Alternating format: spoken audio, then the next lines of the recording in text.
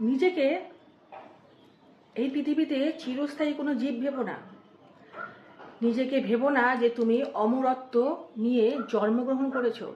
তোমারও বিনাশ আছে, তোমারও শেষ আছে, তোমারও একটা সময় বাধা আছে, তোমারও সমাপ্তি আছে, তোমার উপসংহার আছে। ধরো তোমাকে যদি একটা কোনো খাদের কিনারে দাঁড় করিয়ে দেওয়া হয়, তোমার পেছনে দুপা সরলেই তুমি পড়ে যাবে খাদে। তুমি না পারছো পেছনে যেতে, না পারছো তুমি সামনে আসতে। তখন তুমি ভাবো তো তুমি কি করবে?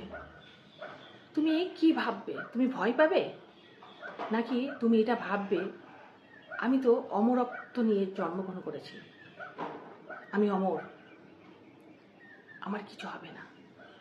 তুমি একবার সেই খাদের কিনারে দাঁড়িয়ে চোখটা বন্ধ করো তো, বন্ধ করে তুমি উপলব্ধি করো তো তুমি কি উপলব্ধি করবে? তখন কি দেখতে পাবে? তুমি চোখ বন্ধ করে শুধু এটাই দেখতে পাবে, আমার সামনে পেছনে কোনো আপনজন নেই, কোনো প্রিয়জনের হাত নেই যে আমাকে হাত ধরে এই বিপদ থেকে উদ্ধার করবে। আমার একটাই পথ, আমার একটাই রাস্তা, সেটা হচ্ছে শেষ, আমার মৃত্যু। তখন তুমি অনুভব করবে তুমি এই পৃথিবীতে অমরত্ব নিয়ে আসোনি। তুমি যখন তখন যে কোনো মুহূর্তে নিজের এই নিঃশ্বাসটাকে পর করে দিতে পারো। আচ্ছা তুমি ভাবো তো, তুমি এই আরামদায়ক নরম বিছানায় যখন রাত্রে শুতে যাও, তুমি কি ভাবো? তুমি এটা ভাবো তো সকালে ঘুম থেকে উঠে আমি কি কি কাজ করব, কোথায় কোথায় যাব, কি কি খাবো, এটা ভেবে তুমি ঘুমাও। তুমি কখনো এটা ভেবেছো যে কালকে আমি এই বিছানায় নাও শুতে পারি? তুমি ভাবো না তো। কেন ভাবো না জানো তো?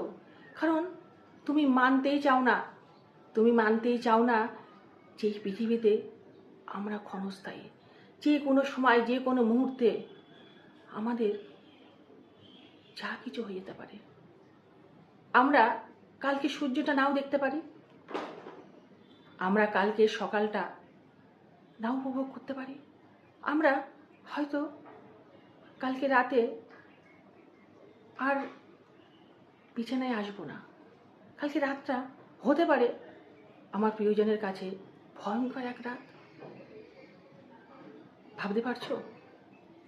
নিরাপদ আশ্রয় আমাদের ঘর, আরামদায়ক বিছানা, যেখানে কোনো ক্ষতি হওয়ার সম্ভাবনা নেই, যেখানে আমাদের কোনো বিপদ নেই, সংরক্ষিত সুরক্ষিত একটা জায়গায় আমরা রয়েছি। এই সংরক্ষিত সুরক্ষিত জায়গায় তোমার জীবনে একদিন শেষ দিন হতে পারে। তাই নিজেকে অমরত্ব ভেবে, নিজের জীবন দীর্ঘস্থায়ী ভেবে কখনো অহংকার করো না।